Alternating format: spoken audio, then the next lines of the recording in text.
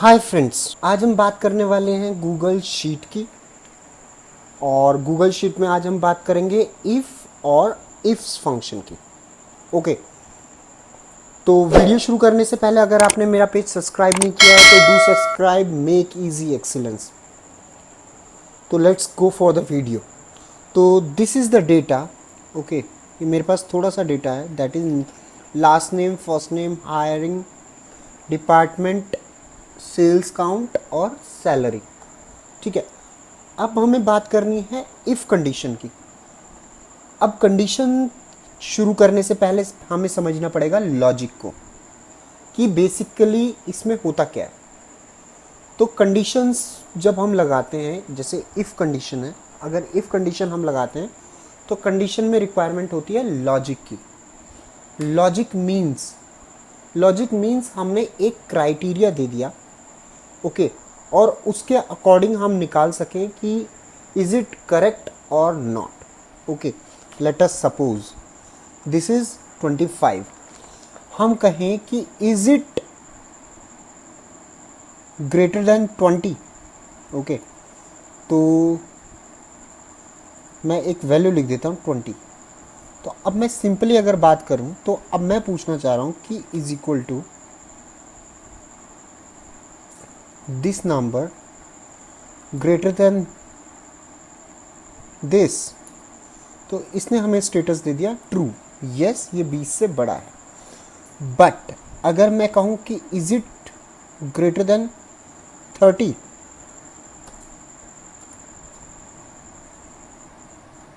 तो ये क्या शो करेगा? It will show false.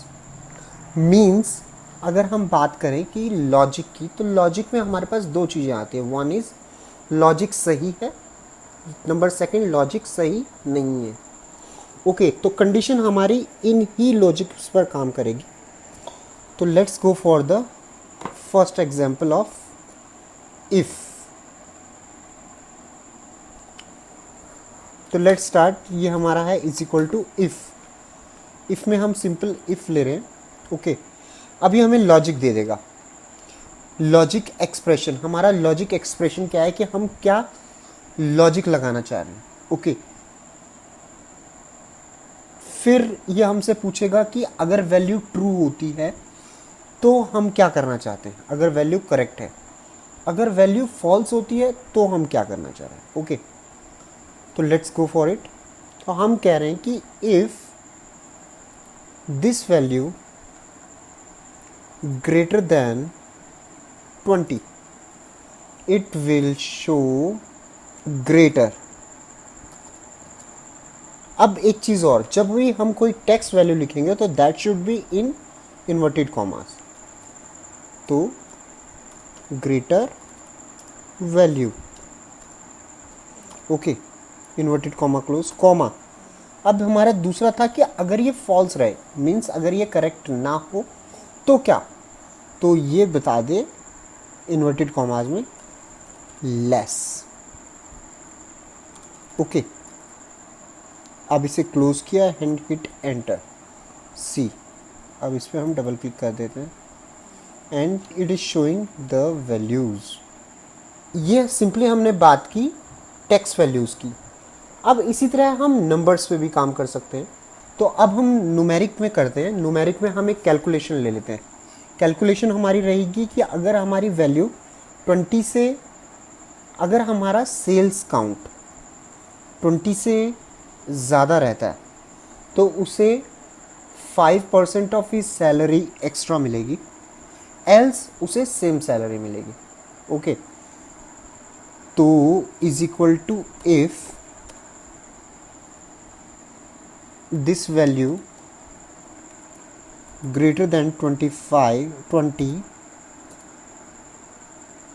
then this value star 5%, 100, इतना पैसा उसे ज़्यादा मिलेगा।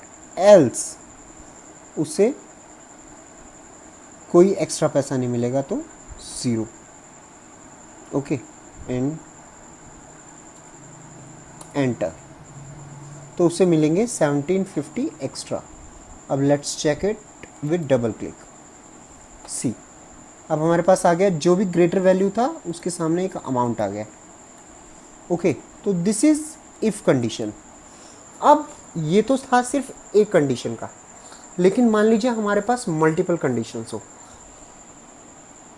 तो अब हमारा लॉजिक है कि जो सेल्स वाले बंदे हैं उनको मिलेगा 15%, और जो प्रोडक्शन वाला है उनको मिलेगा 10%, और HR को मिलेगा 5%। ओके, तो ये हमारा इंसेंटिव कैलकुलेशन है। तो अब हम कर लेते हैं is equal to IFS. IFS में हम लेते हैं कि if this condition equals to sales है, ओके, देन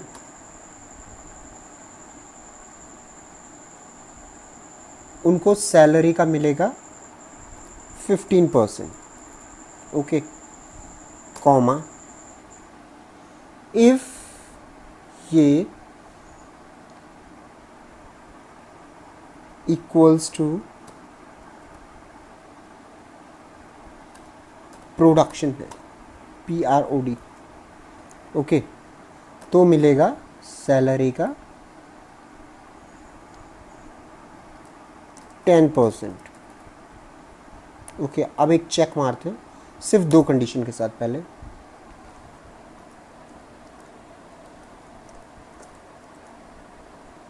सी, अब हमारे जो दो लॉजिक्स थे उसके अकॉर्डिंग दैट इज ओके।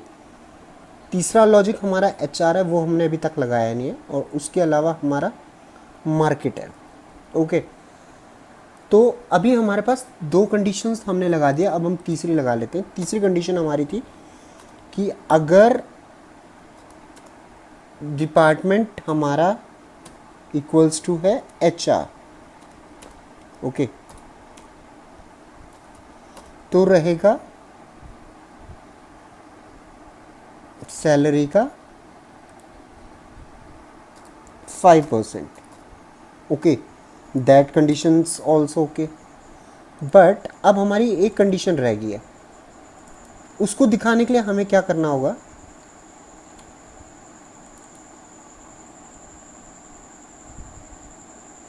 उसको दिखाने के लिए हमें क्या करना होगा।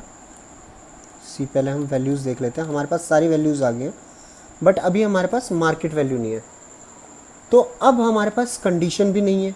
ओके, अब हमारे पास कंडीशन भी अवेलेबल नहीं है, तो अब हम क्या करेंगे, अब ये हमसे पूछ रहा है कि अगली कंडीशन क्या होगी, बट अगली कंडीशन हमारे पास अवेलेबल नहीं है।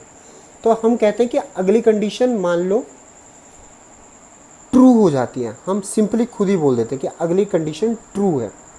अब हमारे पास कोई भी लॉजिक अवेलेबल नहीं है, तो हमने खुद ही कह दिया कि हमारी अगली कंडीशन ट्रू है। ओके, तो सेम लॉजिक हमें यहाँ पे लगाना है, तो हमें यहाँ पे क्लियरली लिख देना है कि हमारी अगली कंडीशन जो है वो है ट्रू, क्योंकि अब हमारे पास कोई भी कंडीशन अवेलेबल नहीं है, वो हमने अपने आप बोल दिया कि वो ट्रू है, और वो ट्रू है तो हमें देना है सैलरी का 0%। Okay, and close and enter, and now copy and paste. See, सारी वैल्यूज़ इसने ले लिए। मीन्स हम फाइनली ये कहना चाहते हैं कि इफ़ हमारे पास कंडीशन ख़त्म हो गई है और हमारे पास कोई भी लॉजिक अवेलेबल नहीं है, तो हमें सिंपली ख़त्म करने के लिए हम लिख सकते हैं कि हमारी कंडीशन ट्रू हो गई है या फॉल्स हो गई है।